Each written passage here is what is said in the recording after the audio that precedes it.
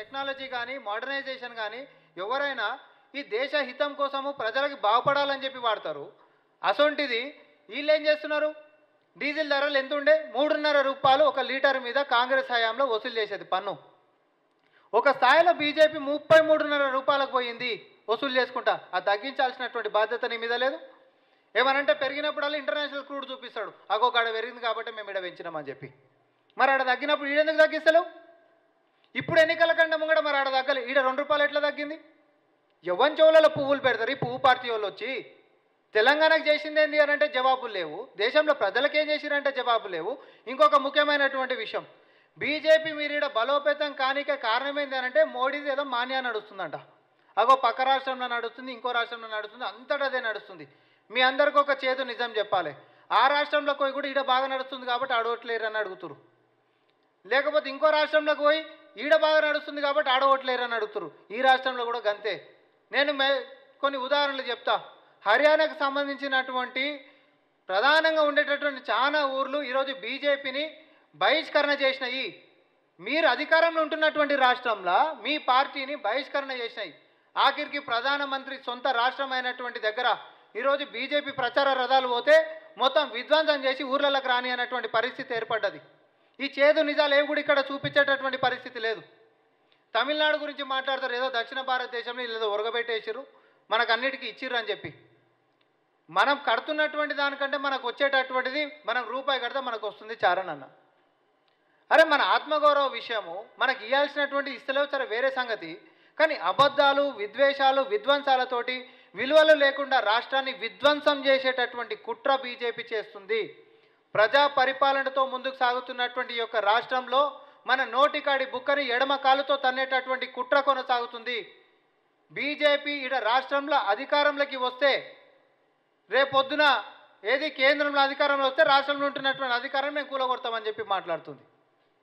ఇన్ని రోజులు మరి కాంగ్రెస్ పార్టీ రాష్ట్రంలోకి వస్తే ఉచిత రవాణా ఇస్తున్నాము, 200 యూనిట్ల కరెంట్ ఇస్తున్నాము, లేకపోతే డ్వాక్రా మహిళలకు మనం ఆదుకుంటున్నటువంటి అంశాలు మనం చూస్తూ ఉన్నారు.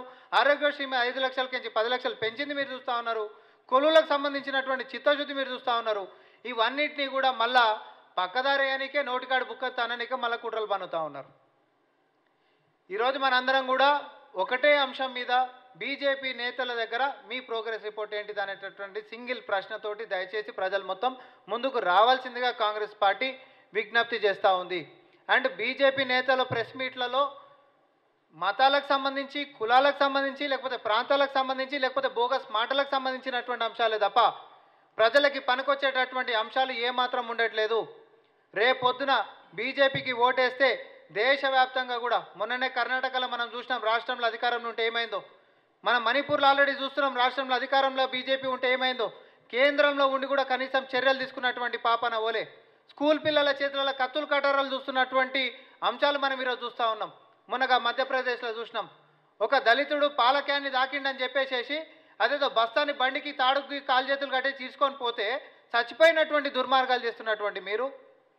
అరే అధికారిక ఎన్సీఆర్బీ గణాంకాల ప్రకారమే బీజేపీ పాలిత ప్రాంతాలలో దళితుల మీద దాడులు ఎక్కువ ఉంటేనని నేనుగా చెప్పేది సర్కారు లెక్కలలో ఉన్నాయి. ఈరోజు కొంతమంది వచ్చి ప్రెస్ మీట్ల ముంగట మాట్లాడుతూ ఉన్నారు బీజేపీతో మనందరికి మంచిగా అవుతుందని. అన్నా మన స్వార్థంని పక్కన పెడతాం జరసేపు, ప్రజల యొక్క మంచి గురించి మనం ఆలోచించాల్సినటువంటి అవసరం ఉంది. నాకు టికెట్ రాలేదు కాబట్టి నేను ఒక దాన్ని మొత్తం అడ్డం వేసేసుకుంటా, దాని మీదకి రాజకీయం నడుపుతానంటే మీ స్వార్థం మాత్రమే కనిపిస్తుంది.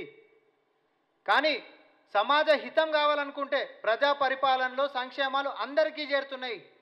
దాంట్లో ప్రధాన భాగము, పెద్ద భాగం కూడా క్షేత్రస్థాయిలో పేదవాళ్ళకు పోతున్నాయి. దయచేసి పేదవారి నోటికాడి బుక్కని తన్నేటటువంటి కుట్రలు చేయకండి.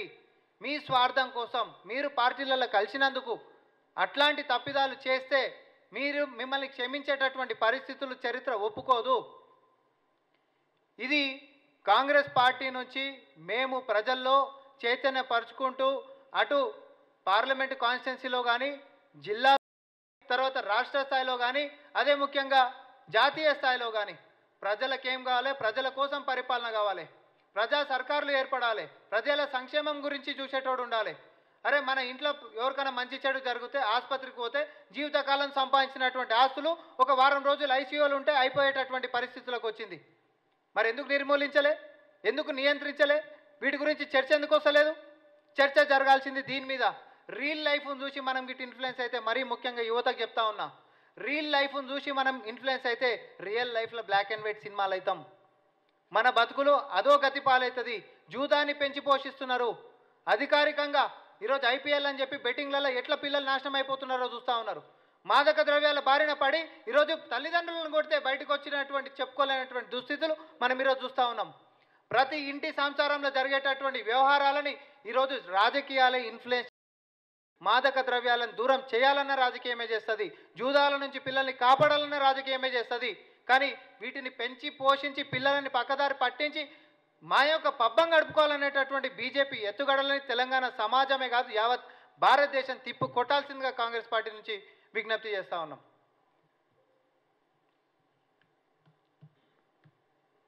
Any questions?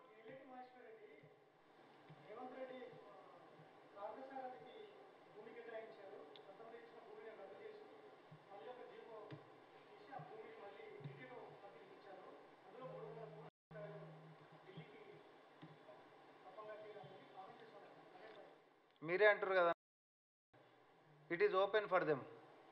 మేము గిట్ట తప్పు చేస్తే it is open for them. తప్పులేం చేయలేదు కాబట్టి పారదర్శకమైనటువంటి పరిపాలన కొనసాగుతూ ఉంది. మీరు అడిగేటటువంటి స్వేచ్ఛ స్వాతంత్రాలు ఉన్నాయి. ఇప్పుడు బీఆర్ఎస్ కాదు, అది కాంగ్రెస్ పార్టీ. ప్రజలు స్వేచ్ఛగా మాట్లాడవచ్చు, స్వేచ్ఛగా. ఒకవేళ ప్రభుత్వంలో ఏమైనా వైఫల్యాలు కనిపిస్తే మీరు దాన్ని అడగొచ్చు, ప్రశ్నించవచ్చు, కోర్టులలో కూడా మీరు పోవచ్చు. అట్లాంటిది ఏం లేదు. కేవలం క్రిటిసిజంకి మాత్రమే పరిమితమైనటువంటి బీజేపీ నేతల మాటలు మనం పట్టుకుంటే ఇవన్నీ రియల్ ఇష్యూస్ నుంచి డైవర్టింగ్ పాలిటిక్స్ అంటున్నాను నేను. ఇప్పటిదాకా చెప్పింది కూడా నేను గదే. ఎన్నికలు జరుగుతున్నటువంటి సందర్భంలో ప్రజలకు కావాల్సినటువంటి అంశాలు కాకుండా పక్కదారి పట్టించేటటువంటి టాపిక్స్ మాత్రమే మాట్లాడుతారు. చేరికల గురించి మాట్లాడుతారు, లేకపోతే ఇంకొక దాని గురించి మాట్లాడుతారు, ఏదో భూమికి సంబంధించి మాట్లాడుతారు. ఎస్, ఇవి మాట్లాడరు, ఇది ఒక భాగం అని మనం అనుకుందాం. కానీ ప్రధానంగా మాట్లాడాల్సినటువంటి అవసరం ఏంది? లోక్సభ ఎన్నికలు మనకు అవుతున్నాయి. అరే, జాతీయ పార్టీలకు మీ పార్టీ ఒరగబెట్టినటువంటిది ఏంటిది తెలంగాణకు అనేటటువంటి దానికి జవాబులు చెప్పారని మేము అంటున్నాం.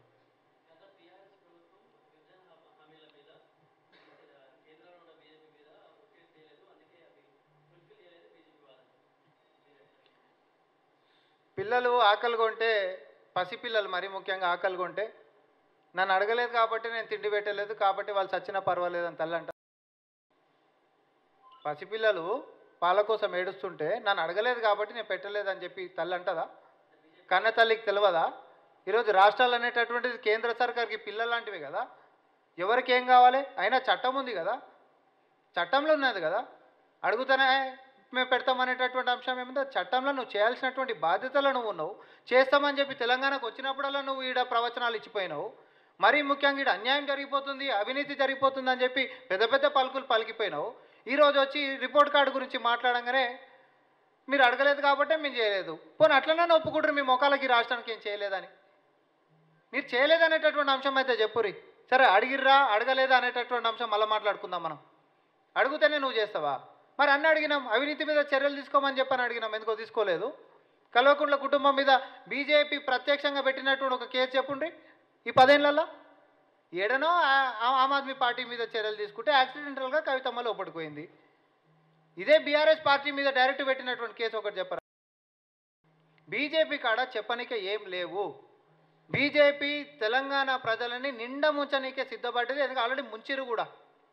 అరే, అయోధ్యకి ఏరోప్లేన్లు వేస్తుంటే దండం పెట్టి స్వాగతిద్దాము అన్న మనం.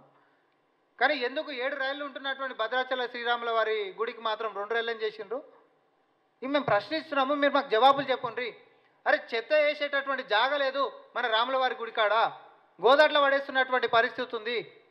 ఏ దక్షిణాదిని ఉంటున్నటువంటి అయోధ్య అని పేరున్న మన భద్రాచల రాముల వారి మీద వివక్ష ఎందుకు? ఎందుకు తెలంగాణ మీద వివక్ష ఎందుకు? అదే యూపీ మొత్తం అడిగింది కాబట్టి అన్ని ఎయిమ్స్లు ఇచ్చినావు, అన్ని కథలు ఇచ్చినావా? వాళ్ళు అడిగిర్రా నేను? అది కూడా చట్టంలో మేము చెప్పినాం కాబట్టి చేసినామని అన్నావు. తెలంగాణ రాష్ట్రం కాదా? తెలంగాణ ప్రజలు మనుషులు కాదా? మనకంటే ఒక ఆత్మగౌరవం లేదా? మీ స్వార్థం కోసం మాత్రమే, నేను మళ్ళా చెప్తున్నానా, మీ స్వార్థం కోసం మాత్రమే ఈరోజు రాజకీయాల్లో కండువాలు అవి కప్పేసేసుకొని ఈరోజు రాష్ట్రం ఏమైనా నాశనం అయిపోయి, పిల్లల బతుకు ఏమైనా ఆగం కానీ, నిరుద్యోగులు ఏమైనా సావని, రైతులు ఏ బయలునన్నా వడని.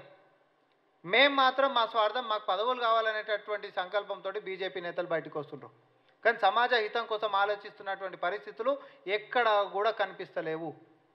ఇది మేము చాలా స్పష్టంగా చెప్తున్నాం.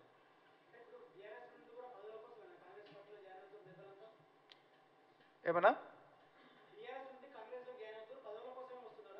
నేను ఒకటే చెప్తున్నా, బీఆర్ఎస్ పార్టీలో ఉండి 10 సంవత్సరాల నుండి కనీసం మేము ఎదురు మాట్లాడేటటువంటి స్వేచ్ఛా స్వాతంత్రాలు మా కాడ లేవు. ఏ రోజు కూడా కలిసినటువంటి పాపాన మేము పోలేదు. ఇలా ఉన్నట్టే కానీ ఒక శవాల లెక్కన మేము బతుకున్నాము. ప్రజాపాలన సాగుతుంది, మమ్మల్ని కూడా భాగస్వాములు చేసుకోండి అని చెప్పి వచ్చిండ్రు, స్వాగతించినాం. దాంట్లో తప్పేముంది?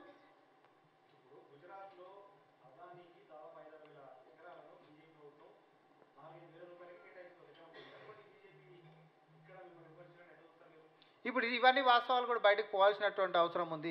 ఇదే గుజరాత్లో మరి ముంద్రా పోర్టుకి సంబంధించి కూడా మీరు ఒక అంశం చెప్పి నేను ఇంకొక అంశం కూడా చెప్తున్నా. ముంద్రా పోర్టులో స్థాయిలో టన్నుల కొద్ది మాదక ద్రవ్యాలు దొరుకుతున్నప్పటికీ కూడా ఇప్పటివరకు ఎవరి మీద చర్యలు తీసుకోలే. ఆ పోర్టులో వచ్చినటువంటి టన్నుల కొద్ది మాదక ద్రవ్యాలు ఏ పసిపిల్లల పొట్టలకు పోతున్నాయి? అసలు దాన్ని తీసుకొచ్చినటువంటి వాడి మీద ఇప్పటివరకు చర్యలు ఎందుకు తీసుకోలే? ఎందుకంటే బీజేపీ మాటలకు మాత్రమే పరిమితం అవుతుంది, చేసేది మొత్తం లంగా పనులు. కాబట్టి నేను బెట్టింగ్ల గురించి చెప్పినా, మాదక ద్రవ్యాల గురించి చెప్పినా, ఇక నల్లధనం గురించి మనందరికి తెలిసినటువంటి అంశమే. వచ్చిన 100 రోజులలో వెనుకకు తెస్తామన్నాడు, కానీ 4 రెట్లు పెరిగింది. 4 రెట్లు నల్లధనం పెరిగింది. మరి ధరలు ఒకవేళ నల్లధనం బయటకు వచ్చినుంటే నియంత్రించాలిగా. నల్లధనం ఎందుకు తెస్తలేవు అనగానే అక్కడ చట్టాలు ఒప్పుకుంటలేవు, మీకు తెలియదు. ఏంది జవాబు? చేతగానప్పుడు ఎందుకు మాట్లాడను? ప్రభుత్వ రంగ సంస్థల్ని పటిష్టం చేయనికనే నా సర్కారు కావాలని చెప్పి కొట్లాడినావు, కొలువులు ఇయనికనే నా సర్కారు కావాలని కొట్లాడినావు. ఒక్క ప్రభుత్వ రంగ సంస్థని పెట్టినటువంటి పాపనవలే 10 ఏళ్లలో.